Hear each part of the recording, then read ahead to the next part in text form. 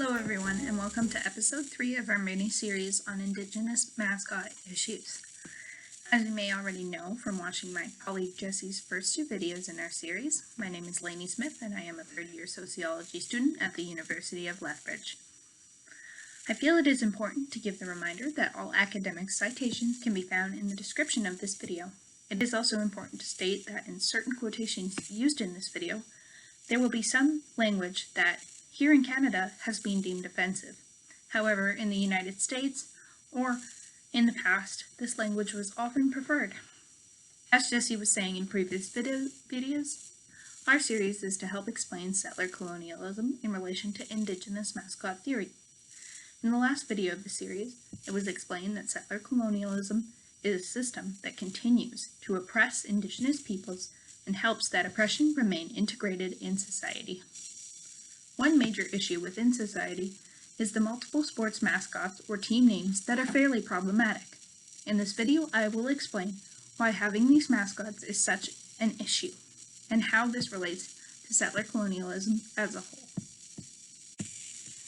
So what is the problem with Indigenous mascots? Many people find themselves not caring about mascot issues because there are other issues to focus on, or Indigenous peoples should take it as a compliment that society creates mascots based on them. Other things people may say to justify Indigenous mascots are things such as, that has been our mascot for decades, what's the difference now? Or, it would cost too much money to change our mascot. Many teams will argue in favor of their mascot. We can use Jason Edward Black's article, The Mascotting of Native America, Construction, Commodity, and Assimilation, to show the perspective of these teams. Black specifically uses university teams in his research. On page 607, the article states, universities argue that the native mascot stands as a symbol of honor, respect, and dignity that represents those qualities for which a university strives on. We can also see some of this discussion using the Burn It All Down podcast, which was created by Amira Rose Davis, Shireen Ahmed, Brenda Elsey, Lindsay Gibbs, and Jessica Luther. In episode 30, called Native Mascotry Has to End, the unsurprising but terrible FIFA trial and MLS playoffs, around the 8.5 minute mark, they begin to discuss how the general population views Indigenous mascots, and they say, quote, there are these arguments that having native mascots honors native people. They also go on to discuss the common argument that this is not a big issue compared to other Indigenous issues. The response explains that Indigenous people spend their every day asking for the understanding of sovereignty and Indigenous rights. But all that can be seen is, quote, this disembodied head accompanied by a racial slur. I hope this quote helps to set a new open-minded view on how Indigenous mascots are a major issue which contributes to settler colonialism as a whole. The way Indigenous mascots are portrayed is not honorable. I would like to do a small activity with the audience that I have learned in class. I would like you to think of 3 sports mascots. I'll give you a few seconds. Okay, so many of you have probably listed off at least 2 to 3 mascots that are an animal. Many people will also name off a monster or some sort of fictional creature. Imagine you're at a tournament where the overwhelming majority of mascots are animals, monsters, and fictional creatures, and amongst them all is an Indigenous mascot. What kind of picture does this paint? We see this as dehumanizing. So what other ways do mascots harm Indigenous peoples? I feel an important quote to use when explaining these issues is that from a paper called Eliminating Native American Mascots, Ingredients for Success, written by Laurel R. Davis Delano. This quote, on page 341, states, these mascots are stereotypes that portray Native Americans as aggressive fighters, ignore contemporary Native American life, ignore cultural differences between different Native societies, and misrepresent and trivialize aspects of Native cultures. This means there are many ways Indigenous mascots assist in the process of settler colonialism. There are far too many ways to be touched on in our short mini-series, so I will highlight only a few key points. First, I would like to touch on how Indigenous mascots negatively affect Indigenous self-identity.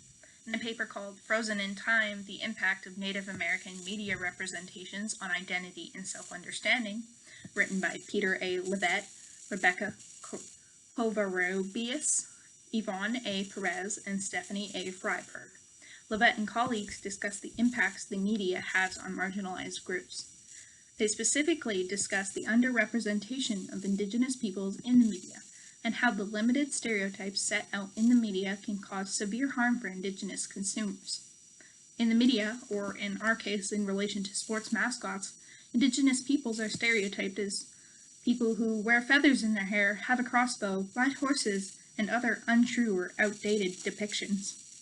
They go on to discuss how Indigenous peoples are rarely depicted as having other roles in society, such as students or professionals. Indigenous peoples learn to see themselves in these ways and can begin to question these negative stereotypes about themselves.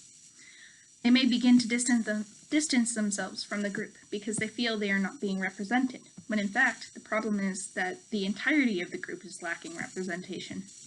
This can lead to distancing from their cultural and spiritual beliefs and leave Indigenous individuals feeling hostile towards their peoples. To explain the perspectives of Indigenous peoples in the topic, we can use a research paper called Unpacking the Mascot Debate. Native American Identification Predicts Opposition to Native Mascots, written by Stephanie A. Freiberg, Ariane E. Eason, Laura M. Brady, Nadia Jessup, Delissa J. Lopez. In this paper, a survey was conducted on the opinions of a specific Indigenous mascot. The survey consisted of a wide range of Indigenous peoples, differing in gender, age, political stance, and educational background. Ultimately, 49% of participants found this team's name and mascot offensive. 13% of participants were indifferent, and the remaining 38% did not find them offensive at all. The second point we would like to make is that the majority of Indigenous mascots are school mascots. I feel it is important to mention this because these are environments where people come to learn. These are environments where settlers should learn about Indigenous issues and a place Indigenous peoples should feel safe to come and learn, teach, and play sports. With negative stereotyping, Indigenous mascots, I am sure it is hard for Indigenous peoples to feel in place in these school environments, which they have every right to be in. This can lead to negative psychological impact in children, students, teachers, athletes, parents, and all others involved in these activities. Third, we can also look deeply into how these mascots affect the opinions of those who aren't Indigenous. We can learn these findings by reading a paper done by Laurel R. Davis-Delano, Joseph P. Gahn, and Stephanie A. Freiberg called The Psychosocial Effects of Native American Mascots, a comprehensive review of empirical research findings. In this paper, we find that white people are more likely to associate Indigenous mascots with negative qualities. This ultimately causes white people to continue to marginalize Indigenous peoples and continue to justify their systemic racism. This provides white people with excuses to dehumanize Indigenous peoples and hold racist stereotypes along with actively suppressing Indigenous peoples. If Indigenous mascots continue to build unrealistic negative stereotypes against Indigenous peoples, causing Indigenous peoples themselves to feel out of place and causing white people to continue to justify settler colonialism, then why is it such a big issue to get rid of them?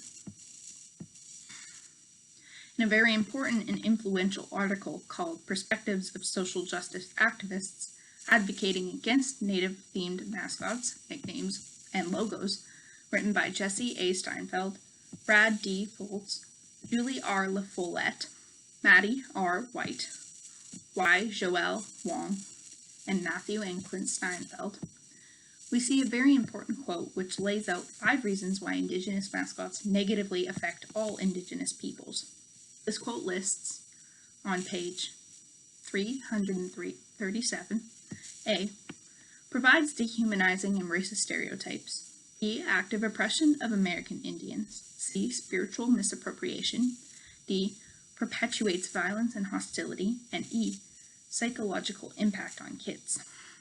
I feel the majority of our reasons in opposition of Indigenous mascots line up perfectly with Foltz and colleagues' arguments, and Jesse and I will discuss these further in episode 5.